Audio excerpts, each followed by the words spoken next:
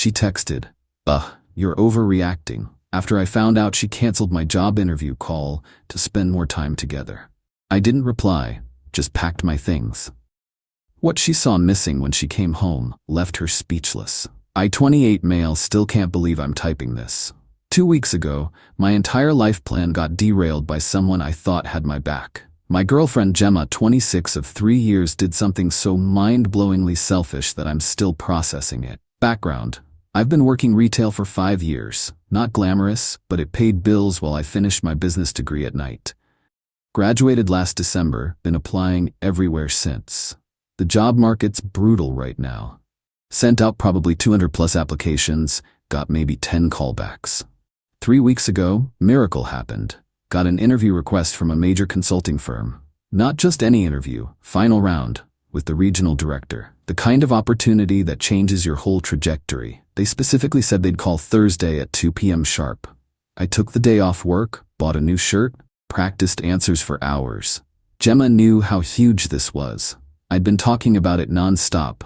She works from home as a freelance photographer, makes decent money. Her schedule's flexible, which I always envied. We live in my apartment, I pay rent, she covers groceries and utilities. Thursday comes. I'm in my room, suited up, notes spread out, water bottle ready. 1:50 p.m. Phone fully charged, ringer on max. 2 p.m. Nothing. 2:05, 2:10, 15. I'm freaking out. Check my phone settings, restart it. Nothing. 2:30 p.m. I cave and email HR asking if we can reschedule. Get an auto reply that the person's out of office until Monday. Devastated, doesn't cover it. Gemma comes in around 3, sees me slumped on the bed. "Aw babe, maybe they got busy, these things happen." Hugs me, suggests we get takeout to cheer me up. I'm too depressed to question why she's being weird about it. Monday morning, I get the email. "We attempted to reach you at the scheduled time but received no response. We've decided to move forward with other candidates." I'm confused. My phone never rang. Check my call log for the 100th time. Nothing. Then I remember our phone plan shows detailed records online. Log in, and there it is. Thursday, 2:01 p.m. Incoming call from the company number. Duration, 0, call ended by user. My brain short circuits. Someone rejected the call. But I was staring at my phone. Then it hits me. Wednesday night, Gemma borrowed my phone because hers was acting up. Said she needed to check something for a client. I didn't think anything of it. She knows my passcode, we've been together 3 years. I checked the phone settings and find it. Call forwarding was activated Wednesday at 11:47 p.m. All calls redirected to her number. Turned off Thursday at 2:02 p.m. I screenshot everything. My hands are shaking. She sabotaged my interview. The biggest opportunity of my life, and she deliberately destroyed it. She gets home around 5. I'm sitting at the kitchen table with my laptop open to the phone records. "Hey babe, want to try that new Thai place for?" "Why?" She freezes. "Why what?" I turn the laptop around. Watch every ounce of color drain from her face. That's not. I mean, you forwarded my calls. You declined my interview. Why? The excuses start tumbling out. She was stressed about us not spending enough time together. If I got this job, I'd be working long hours. She panicked, made a split-second decision. She was going to tell me, but then saw how upset I was. You let me think I somehow missed the call. Watch me beat myself up for days. And said nothing. I knew you'd overreact like you're doing now. It's just one job, there'll be others. Overreact? You sabotaged my career. She actually rolled her eyes. Career? Babe, it's just some corporate job. We're happy now, aren't we? Why risk that for some stupid interview? That's when she sent the text that broke everything. You're overreacting. I did it for us, so we could spend more time together. You should be thanking me for caring so much. I stared at that text for maybe 30 seconds. Then I stood up, went to our room, and started packing. Update 1. Didn't expect this to blow up. Reading your comments helped me realize I'm not crazy. Quick update on what happened next. I didn't reply to her text, just methodically packed everything I owned. Took about 2 hours. She tried talking to me at first, then got angry when I wouldn't engage, then started panic crying when she realized I was serious. Where are you going? Silence. You can't just leave. We need to talk about this. Silence. Fine. Be immature. You'll come crawling back. The thing is, when you grow up broke like I did, you learn to pack light. Everything I owned fit in my car. What Gemma didn't realize? Quite a bit of our stuff was actually mine. The TV? Bought it with my tax refund. The PS5? Birthday gift to myself. The coffee maker, microwave, even the decent pots and pans? All mine from before we moved in together. I took every single thing I'd paid for. But here's the kicker. Remember how I said she works from home? Well, guess who bought the desk she works at, the ergonomic chair, the ring light, the backdrop stands. My stuff, purchased when I was trying to be supportive of her business. I left them all. But I took something else. See, I'd been handling our apartment's admin stuff since I'm better with paperwork. Internet bill? In my name. Streaming services? My accounts.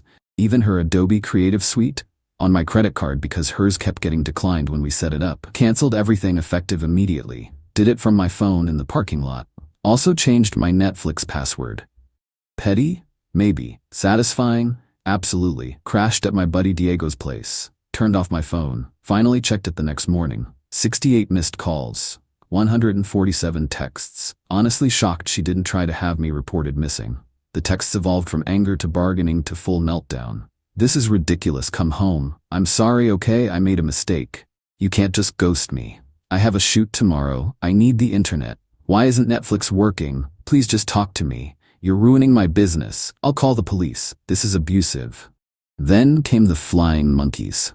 Her sister Mallory called Diego. They follow each other on IG. Her mom left me a voicemail about how relationships require forgiveness. Her best friend Janelle Ted saying I was toxic for financially abusing Gemma. Financially abusing. The woman who canceled my job interview. The audacity. But the best part? Remember that consulting firm? Well, Diego's girlfriend Keiko works in HR at a different company. She heard my story and said, "Wait, you interviewed at which firm?" My old roommate works there. Long shot, but maybe. Update 2. This week has been absolutely insane. Strap in, because Gemma's entitlement reached new heights. First, the good news. Keiko's former roommate came through. She works in a different department but knows the hiring manager. Told her what happened. Left out the sabotage part. Just said I had technical difficulties. Turns out they really liked my resume and the position hadn't been filled yet. They agreed to a second chance, video interview this time. I borrowed Diego's laptop, his apartment's Wi-Fi, triple-checked everything. Nailed it. Now the crazy part, Gemma found out where I was staying. Not sure how, probably stalked my location on social media or something. Shows up at Diego's apartment complex Wednesday evening, catches me in the parking lot. We need to talk. No, we don't. You're being childish. It's been a week. I keep walking. She follows. I said I was sorry. What more do you want? I want you to understand that sorry doesn't undo sabotaging my future. Oh my God, still with the dramatics. It was one interview, which you deliberately ruined, to save our relationship, which you're throwing away over a stupid job. The entitlement, y'all. She genuinely thought I should be grateful. Then she drops this. Fine, if you come back, I'll allow you to apply for jobs. Happy? Allow me. Allow me. Gemma, I'm done. We're over. Move on. Her face goes red. You can't break up with me. I'm not agreeing to this. This isn't a negotiation. I'll sue you. You stole my work equipment. I took my property that I purchased. I have receipts. That's financial abuse. I needed those things. Like I needed that job interview. She actually stamped her foot. Like a toddler. You're going to regret this. No one will ever love you like I do. God, I hope not. That set her off. Started screaming about how I'm a loser, going nowhere. She was upgrading me. Diego must have been watching from his window because he came down and told her to leave or he'd call security. The next morning, I wake up to notification chaos. Gemma had gone nuclear on social media. Posted this whole narrative about how her abusive ex left her homeless and stole her livelihood. Tagged mutual friends, included carefully cropped screenshots of her texts without my responses. The comments were brutal. People calling me trash, saying I should be ashamed, men are garbage, etc. Some mutual friends messaged privately asking for my side. I sent them the full screenshots, including the phone records showing the forwarded calls. The tide turned quick. Suddenly Gemma's post had comments like, "Wait, you canceled his job interview? And girl, that's psycho behavior. She deleted the post within hours, but screenshots were already circulating. Then came the extinction burst. She called my mother. My mom, who lives 3 states away and has met Gemma exactly twice. Spins some sob story about how I abandoned her. She can't work. She's gonna be evicted. My mom, bless her, said, "Sweetheart, any woman who sabotages her man's success ain't worth keeping." My son dodged a bullet. Gemma hung up on her. But she wasn't done. Remember how I handled our apartment paperwork? Well, I'm also the emergency contact for our building. The landlord called me Friday because Gemma requested to break the lease early. Said she couldn't afford it alone. Here's the thing. It's my name on the lease. She's just listed as an occupant. I could have been petty and said no, stuck her with the rent. But honestly, I wanted her gone. Told the landlord I'd agree to early termination if I got my security deposit back, and she was out by month's end. The kicker? She texted me later furious because how am I supposed to find a place that fast? You wanted me gone. I'm gone. Figure it out. Update 3. Got the job. Starting next month at $70K plus benefits, almost double what I made in retail. I actually cried when I got the call. But let me tell you about Gemma's final acts of desperation, because this woman really thought she could manipulate her way back. Last week I get a text from an unknown number. "Hey, this is Trent. I'm dating Gemma now. She told me everything. Pretty messed up how you treated her, bro. Karma's gonna get you." Trent. She found a new guy in 2 weeks and already poisoned him against me. I didn't respond, but I did Google him out of curiosity.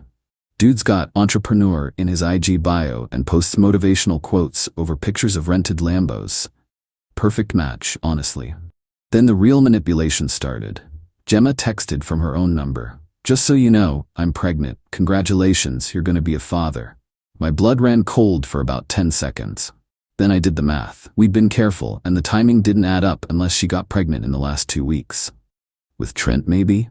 Texted back, "Interesting. Let's do a paternity test." "Wow, you don't trust me? You sabotaged my job interview." "No, I don't trust you." Radio silence for an hour. Then I misread the test. Not pregnant. My bad. My bad. She tried to baby trap me via text, and that's her response. Diego's girlfriend Keiko said she probably wasn't even pregnant, just testing if I'd panic and come back. But wait, there's more. Remember how she had to move out by month's end? Well, girl decided to go scorched earth. The landlord called me because she left the apartment in concerning condition. I met him there to assess damages. Y'all, she didn't just move out. She poured coffee on the bedroom carpet, removed all the light bulbs, petty but weird, left rotting food in the fridge, scratched a hole into the bathroom mirror with something sharp. Security deposit? Gone. But here's where her plan backfired. The landlord documented everything and sent her a bill for additional damages, about $2,100 worth. She texted me furious. "You set me up. You knew they'd charge me. You did the damage, Gemma. I was emotional. You broke me. You broke yourself when you sabotaged my interview. Stop saying that. It was one mistake, which you never apologized for until you faced consequences." Then she tried one last manipulation. "I'm going to hurt myself and it'll be your fault." I screenshot that immediately and called 911 for a wellness check. Gave them her new address, which I found on the forwarding address she left with the landlord. Cops went out. She was fine. Just embarrassed and angry they showed up. She sent one final text. "You called the cops on me?" "I was just upset. You're actually insane. Trent was right about you." Trent, who she'd known for 2 weeks, who already had opinions about me. I blocked her number after that. Blocked her on everything. Told mutual friends I was done with the drama and to please not update me on her life. Final update. Started the new job last week. It's everything I hoped for and more. Actual career path, mentorship, working on projects that matter. My manager even complimented my initiative during training. Feels surreal after years of retail. Moved into my own place, smaller but all mine. No more worrying about someone else's stuff or drama. Diego helped me move, and Keiko brought a plant as a housewarming gift. Good people. Ran into a mutual friend, Tyler, at a coffee shop yesterday. He tried to avoid eye contact, but I waved him over. We chatted for a bit before he said, "So, heard about you and Gemma." "Yeah, how's she doing?" Genuinely didn't care, but was curious. Tyler shifted uncomfortably. "She's Well, Trent dumped her after 2 weeks. Apparently she tried to go through his phone, and when he caught her, she said it was because trust issues from her ex, meaning you. He noped out fast. I just nodded. Sounds about right. She's been posting a lot about healing and growth in toxic people on Instagram. But between you and me, I heard she's back living with her parents, and they're making her get a regular job since her photography business kind of died when she lost her workspace and equipment. The workspace and equipment I bought. Funny how that works, Tyler continued. She asked about you, if you were seeing anyone. I think she expected you to be miserable without her. And? I told her you seemed happier than I'd ever seen you. We parted ways after that. I don't feel vindicated or happy about her struggles. Mostly I just feel nothing. She's become a cautionary tale in my past, a reminder of what happens when you ignore red flags because you're comfortable. Looking back, there were signs. The way she'd guilt-trip me for working late, how she'd joke about deleting job alerts from my email, the casual dismissal of my ambitions as boring corporate stuff. I just didn't see it because I was too focused on making it work. But here's what I learned. Someone who truly loves you celebrates your wins, not sabotages them. They push you forward, not hold you back. They want you to succeed, even if it means less time together, because your happiness matters to them. Gemma wanted a boyfriend-shaped accessory who'd orbit around her needs. When I threatened to become something more, someone with ambition and independence, she tried to clip my wings. And when that failed, she convinced herself she was the victim. The saddest part? She still doesn't get it. In her mind, she's the heartbroken girlfriend who just loved too much. She'll tell the next guy how her ex abandoned her over one tiny mistake, and maybe he'll believe her, until she does it to him too. As for me, I'm good. Better than good. I've got a career I'm excited about, friends who actually support me, and the hard-earned knowledge that I deserve better than someone who'd sabotage my future for their convenience. To anyone reading this in a similar situation, you're not overreacting. You're not being dramatic. If someone deliberately undermines your success and then makes you the villain for being upset about it, run. Pack your stuff, change your passwords, and run. You deserve someone who wants to see you win. Thanks for following this journey, Reddit. Here's to better choices and brighter futures.